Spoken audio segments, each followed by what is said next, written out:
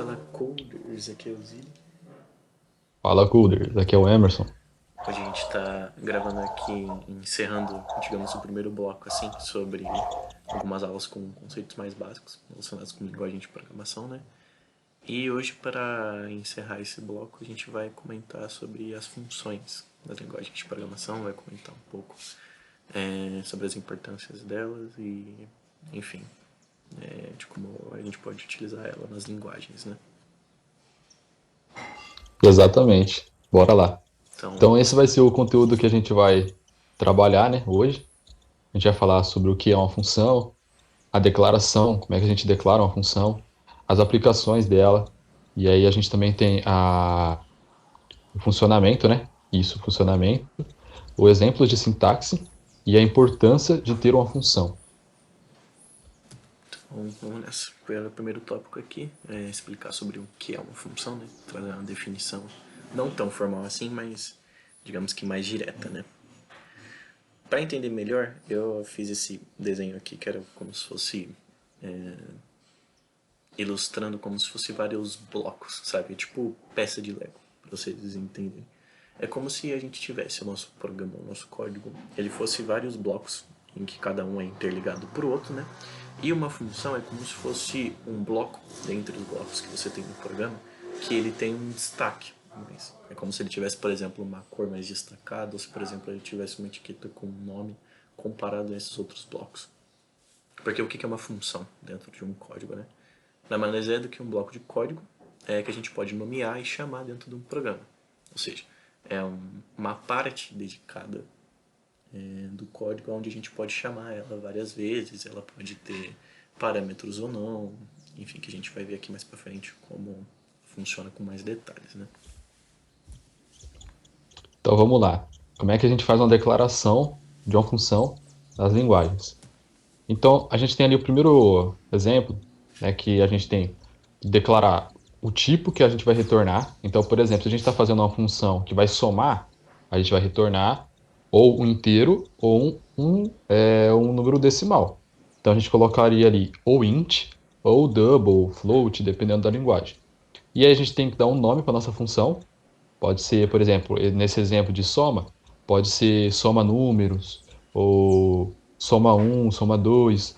E aí, dentro dali do parênteses, a gente tem que colocar os nossos parâmetros, que é os que a gente pode usar, né, no nosso código, que é o que vem embaixo, que é a sequência de declarações e comandos. E essas listas de parâmetros, ela pode tanto ter quanto não ter. Então depende muito do que nossa função vai fazer. Nossa função ela vai trabalhar com algum parâmetro do programa em si, então a gente tem que passar esse parâmetro dentro ali do parênteses para nossa função, e aí a gente trabalha com ele. Agora, não, ela vai só fazer imprimir uma mensagem. Então a gente não precisa de parâmetro. E a gente, o nosso tipo de retorno também a gente nem ia precisar, que ele só vai imprimir uma mensagem. Então seria tipo um void, imprimir mensagem, abre e fecha parênteses, aí você abre chave, coloca a mensagem ali com printf ou no system.out println, né, dependendo da linguagem, e aí você fecha a chave. Esse primeiro tipo, né, de declaração, ele basicamente funciona em C e em Java, com algumas adaptações, né, dependendo do tipo que você vai retornar, da lista de parâmetros, essas coisas, e se você for imprimir alguma coisa. O segundo tipo é mais para Python, né? Que quando você vai declarar uma função, você coloca o def para indicar o programa, né? O compilador, que é uma função. E aí você dá a mesma coisa que você tem nas outras linguagens, né? Você coloca um nome para ela. E aí você tem a lista de parâmetros também, que não precisa você dar um tipo, por exemplo. Enquanto em Java em si a gente coloca int C1, vírgula, int C2 ou double C1, vírgula, double C2, quando se a gente precisaria para fazer uma soma, em Python você não precisa colocar int ou double, você só passa o nome do parâmetro e depois você pode trabalhar com ele normalmente. Exatamente. Então agora eu vou mostrar um pouco sobre como é a aplicação, de como a gente usa uma função declarada, né, dentro de um código. Então aqui, como a função já tinha colocado, eu vou usar, por exemplo, se a gente fizesse uma função para soma, né? Que a gente pega dois números, soma. O que a gente está colocando aqui, por exemplo, esse primeiro, à esquerda seria para C, né? Mais digamos que ele é um pouco similar de questão de sintaxe, essas coisas também para o Java, né?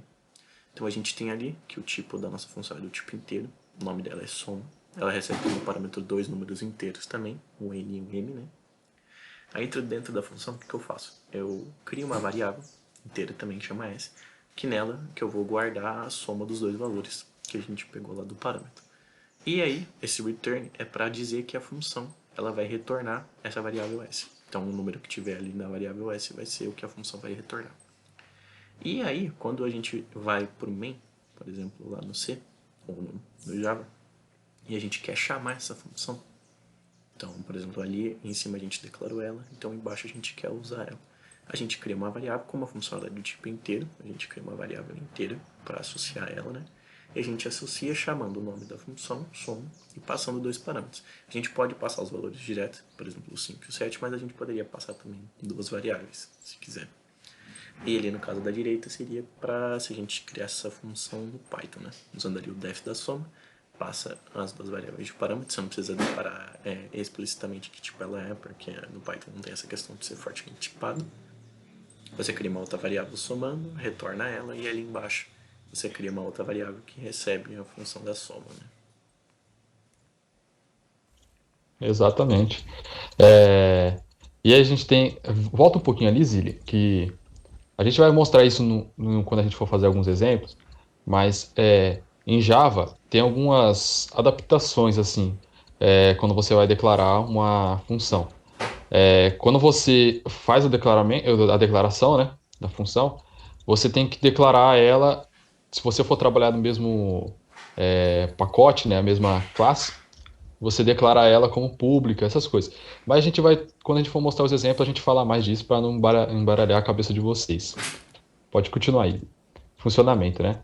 Então vamos lá. Agora a gente vai demonstrar um funcionamento de uma chamada de uma função. Como é que ela funciona, como é que o computador entende. Vai explicar mais aquele conceito do que é uma função. Vamos lá. Então a gente tem o nosso main. Aí o computador começa pelo main, né? Então ele vai, lê o main, aí ele entra dentro do main, e aí ele vai pro int, né? Aí eu coloquei uma variável square tem, que vai chamar a nossa função square, passando o valor 10 como parâmetro. Então agora o computador vai para a função square, lê o que tem nela. Então agora ele vai chamar lá square, olha lá, aí agora ele aponta para square. E aí nosso square ele recebe o parâmetro int. Então ele vai receber ali nosso num vai estar 10 agora. E aí ele vai para baixo, né? Vai entrar dentro da função. E aí ele vai retornar o nosso num vezes o nosso num, ou seja, é o nosso quadrado, né? E aí ele vai retornar esse valor, o computador vai entender que ali acabou a função, né? Porque é o return. Então ele vai sair agora do square, retornando o valor 100, e aí esse 100 vai ser guardado na nossa variável, square tem, né? Que agora ela vai estar valendo 100, e aí o nosso programa acaba com return zero.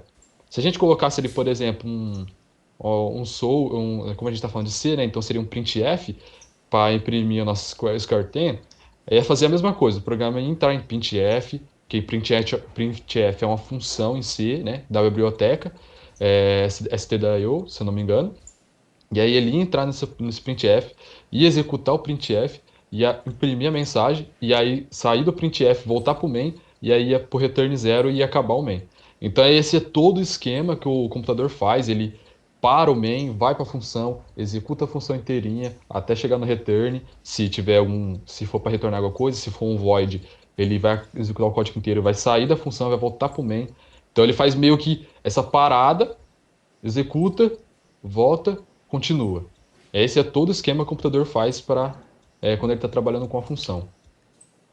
Exatamente.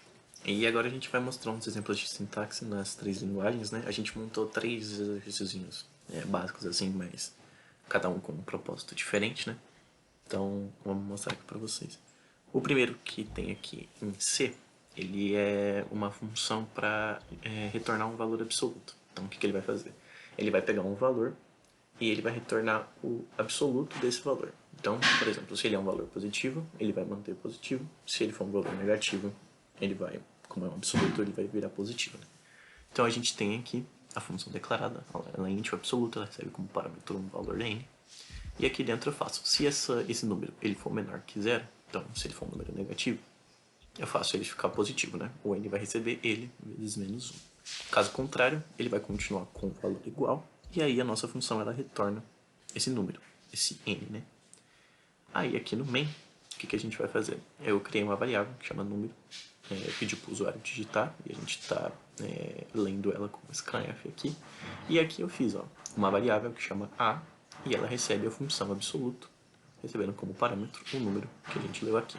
E aqui depois a gente tem um printf, que mostra o valor absoluto do número, que é essa variável a, né? Então, se a gente executar aqui, se eu colocar um número negativo, por exemplo, o menos 5, ele vai retornar ali que o valor absoluto do menos 5 é 5. E se eu colocar um valor positivo, por exemplo, 10, ele vai retornar ainda que o valor absoluto do 10 é o próprio 10, né? E aí, agora a gente tem um exemplo em Java. O exemplo que a gente tem em Java é para a gente calcular, de acordo com o raio que o usuário colocou, deu para a gente vai calcular a área e a circunferência. E aí, a gente declarou aqui, ó, a gente não tinha feito nenhum exercício, nenhum exemplo anterior, essa variável global. O que seria essa variável global? Ela pode ser usada no programa inteiro, vai ser usada em função, no main, ela vai ser usada no programa inteiro. E aí a gente declarou ela ali, né, o pi 3.1415. E aí a gente começa o nosso main, que é por onde o computador vai começar o código. E ele vai entrar no main, vai ler ali, né, o scanner, vai pedir para o usuário digitar um raio, e aí ele vai chamar ali, ó, no system.out, e aí a gente só estava usando o print ln, né? Agora a gente vai usar o printf, que é o mesmo printf que a gente usa em C. E aí a gente coloca ali, ó, área, aí vai colocar o porcento, né, ponto 3f, para vir só 3 dígitos depois da vírgula. E aí agora a gente vai chamar a nossa função área, passando o raio como parâmetro. E aí agora o programa vai parar aí, vai lá para a função área, e ele vai calcular o raio, e aí a gente vai retornar raio, né? Aí eu já coloquei direto para retornar o raio vezes o pi. E aí ele vai retornar esse valor, vai colocar na tela e aí ele vai para o outro printf. Aí nesse outro printf ele vai executar ali circunferência, tal, tal, tal. Aí ele vai chegar na função. Aí ele vai para fazer o mesmo esquema, vai lá para a circunferência, passando o valor do raio, vai retornar o valor lá para o printf e aí vai acabar o programa, porque não vai ter mais nada depois do código. Se você o Ziro vai executar, a gente vai observar bem essa mudança assim de valores. Então, se a gente colocar, por exemplo, aqui um raio 5, ele vai retornar ali a área e a circunferência. Isso. Pode haver algumas é, é, detalhes, né, de conta, mas depende também do valor que a gente adota para pi, né? Nesse caso a gente adotou 3.1415, dependendo do valor que você adotar para pi, vai dar um valor diferente, mas basicamente vai ser aproximado. Se você jogar em alguma fórmula aí na internet, vai ser aproximado esse valor aí que está dando na área e na circunferência. Exatamente. E por último, para mostrar em Python aqui, a gente vai fazer uma função do fatorial, né? Para quem não lembra do fatorial, é aquela operação que, por exemplo, se você quer calcular um fatorial do número, por exemplo, se você quer calcular o fatorial do 5, ele seria 5 vezes 4 vezes 3 vezes 2 vezes 1. Então é do número multiplicando até diminuindo, né? De 1 em 1 até chegar no número 1, né? Esse fatorial, essa função aqui, ela tem um jeito de fazer com que ela fique melhor, né? Só que a gente vai mostrar num próximo vídeo que a gente vai comentar sobre recursividade. E que aí eu vou mostrar uma função que dá pra fazer de fatorial melhorada, né? Então, por enquanto, a gente vai ficar com essa aqui mesmo. Então, a gente tem a função aqui do fatorial, que ela recebe como parâmetro um número. Aqui eu criei uma variável temporária pra gente usar, que ela recebe como valor 1, né? E aí o que eu vou fazer? Eu vou fazer um for aqui, que ele vai percorrer de 1 até n mais 1. E aí o que ele vai fazer? Ele vai colocar na variável temporária um número que multiplica por i. Então o que ele vai fazer? Por exemplo, se eu passar o número 5, como eu disse, ele vai fazer essa multiplicação do 5 vezes 4 vezes 3 vezes 2 vezes 1 e vai guardar na variável temporária. E aí essa função retorna essa variável temporária. Aí aqui eu criei um número para o usuário digitar. Aqui eu chamei a função fatorial, que passa como parâmetro o número. E aqui eu fiz um print para poder imprimir o fatorial do número e qual que é o valor, né? Então, se a gente executar aqui, o nosso programa. Se eu digitar o número 5 aqui, vai colocar que o fatorial de 5 ele é 120, né? Porque se a gente fizer 5 vezes 4 vezes 3 vezes 2 vezes 1, vai dar 120. Exatamente. E, na verdade, vou voltar aqui pro slide para comentar o último tópico sobre a importância, né? Deixa eu deixar Exato. Então, se perguntando por que a gente faz, por exemplo, no caso de uma soma, não é muito mais fácil a gente chamar no main e fazer lá, chamar os dois valores e fazer a soma ali mesmo no main e imprimir o valor, ou então a gente pega, quer fazer uma multiplicação, pega os valores ali, já multiplica ali no main mesmo, já coloca o valor. Sim, assim, pode ser mais básico? Pode ser mais básico. Mas vamos supor que você tem o seu programa lá, tem em várias partes do seu código, vai ter que fazer essa soma ou multiplicação, e aí vai ter que, ou até uma coisa mais complicada, por exemplo, o quadrado de um número, ou o cubo de um número, e aí você vai ter que ficar fazendo toda hora essa conta. A gente vai ver mais pra frente, né, num vídeo que a gente vai fazer mais pra frente, falando sobre o tempo de execução do seu programa, essas coisas, para otimizar o seu programa, para ele ficar melhor, que você fazendo isso toda hora no main, vai acabar sobrecarregando muito o seu main e o seu programa não vai ficar com um tempo de execução tão bom. Então, aqui a gente colocou um exemplo, né, que a gente está fazendo uma soma dentro do main. Então, a gente declara ali o valor int n1, 10, int n2, 12, e a gente faz a soma, né, que já recebe n1 mais n2, e depois a gente imprime. Agora, no outro lado, do lado direito, a gente mostra a diferença que a gente tem com, né, fazendo uma função que vai fazer essa soma.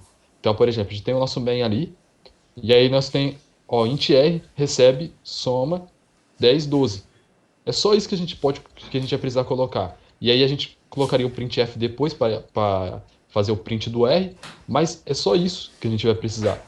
Então, a nossa soma, que é essa funçãozinha aqui em cima, a gente não vai ficar precisando declarar ela várias vezes no nosso main, várias vezes ali.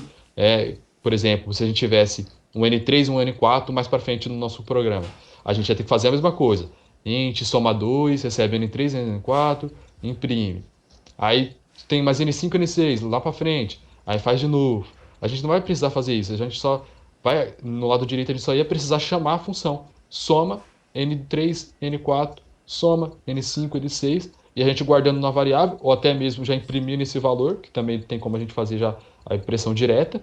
E olhando assim, né, de uma maneira assim, tem um conteúdo que a gente não colocou ainda, né, nos vídeos, sobre otimização, essas coisas, vocês podem pensar, não, mas isso é uma coisa básica. Mas se vocês verem a diferença que tem executar uma funçãozinha básica como esse int soma, que o tempo de execução dela praticamente é constante, você não vai ter um sobrecarregamento no seu main. Então ele vai executar, o programa vai entrar no soma, executou, voltou, sem sobrecarregar o seu main, colocando o seu valor correto, e aí seu programa continua tranquilo. Exatamente.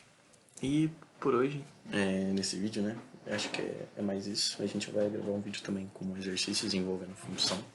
E o próximo de teoria vai ser comentando sobre recursividade, que a gente vai explorar um pouco mais esse lado das funções. E, enfim, também mostrar um pouco da aplicabilidade e da importância dela, né? Que nem o Emerson comentou no slide anterior. Isso, existe, exatamente. Acho que por hoje é só, né? Então, falou e até mais para vocês, pessoal. Espero que vocês tenham gostado e até mais.